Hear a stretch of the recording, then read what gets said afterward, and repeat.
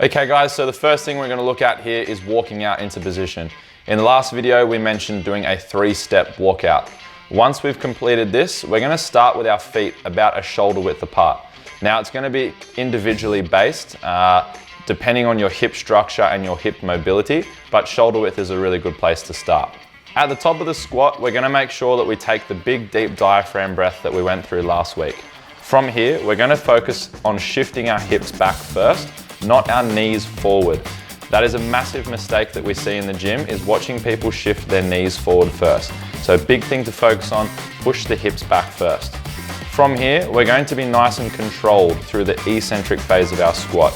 A good tempo that we like to start with is 2 or 3 seconds on the way down.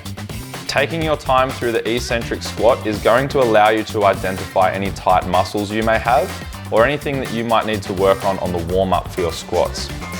From here, in the eccentric squat, I really want you to focus on driving your knees outside the pinky toe. Once we've reached the top of our squat, we're going to go through our 3-step walk in, which is just returning to the racks.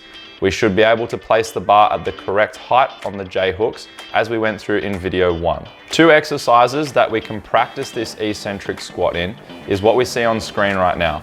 On the left, we have a heel elevated bodyweight squat. This is going to help us find our positioning through the eccentric phase of the squat in a really safe way. On the right hand side of the screen, we can also see a heel elevated goblet squat. This is practicing very much the same thing, but we're slowly adding in a little bit of weight. A strong eccentric squat, guys, is really going to help us on the way back up. If we have a really shitty eccentric portion of the squat, your concentric squat is going to be just as bad. So if we can't master this part, you can't expect to have a strong squat on the way back up. Thanks for tuning in again, guys. This has been a video about how to master the eccentric phase of your squat.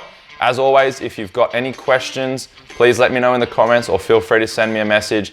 Tag your friends, show them how to eccentrically squat better, safer, and tune in next week. We're going to be talking about the concentric phase of your squat and a few tips and tricks that I've learned on how to master that.